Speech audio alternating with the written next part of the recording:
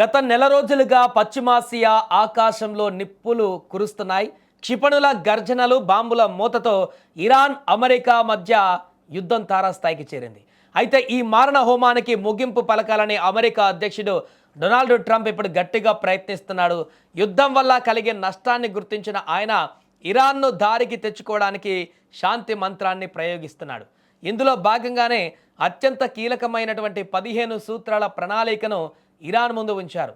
ఒకవైపు ఇరాన్ తన పంతాన్ని వీడకుండా Israel, America స్థావరాలపైన దాడులు కొనసాగిస్తున్న ట్రంప్ మాత్రం చర్చల ద్వారానే ఈ వివాదాన్ని పరిష్కరించుకోవాలని సూచిస్తున్నాడు. ఈ మేరకు తన డిమాండ్ను పాకిస్తాన్ మధ్యవర్తిత్వం ద్వారా ఇరాన్కు చేరవేసి శాంతి కోసం తంటాలు పడుతున్నాడు. ఇక ఈ 15 సూత్రాల ప్రణాళికలో ట్రంప్ పెట్టిన షరతులు ఇరాన్కు మింగుడు పడని విధంగా ఉన్నాయి. ప్రధానంగా నెల రోజుల పాటు కాల్పుల విరమణ పాటించాలని ఆయన కోరుతున్నాడు. ఈ విరామ సమయంలో శాంతి చర్చలు జరిపి శాశ్వత పరిష్కారం కనుగొనాలని భావిస్తున్నాడు. అయితే ఇరాన్ అణు సామర్థ్యాన్ని పూర్తిగా తుడిచిపెట్టడమే లక్ష్యంగా ఆయన అడుగులు వేస్తున్నాడు. నతాంజ్, ఇస్ఫహాన్ ఫోర్ట్ వంటి కీలక అణు కేంద్రాలను వెంటనే మూసివేయాలని, అక్కడ ఉన్న శుద్ధి చేసిన అణు ఇంధనాన్ని అంతర్జాతీయ అణు ఇంధన సంస్థకు అప్పగించాలని తెగేసి చెప్పారు.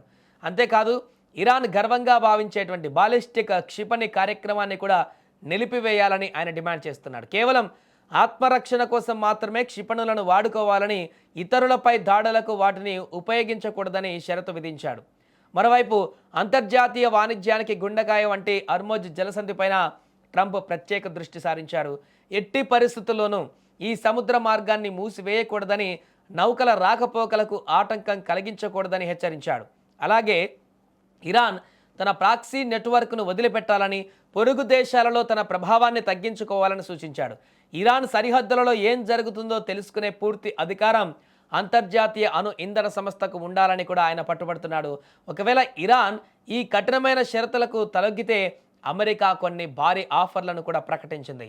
ఇరాన్పై ఉన్న అన్ని అణు సంబంధిత ఆంక్షలను ఎత్తివేస్తామని, గతంలో వేధించినటువంటి స్నాప్ బ్యాక్ విధానాన్ని కూడా రద్దు చేస్తామని హామీ ఇచ్చారు. ఇక బుషెహర్లో విద్యుత్ ఉత్పత్తి కోసం పౌర అణు ప్రాజెక్టును అభివృద్ధి చేసుకోవడానికి అమెరికా పూర్తి మద్దతు కూడా ఇస్తుందని ఆశ చూపాడు దీంట్లో ట్రంప్.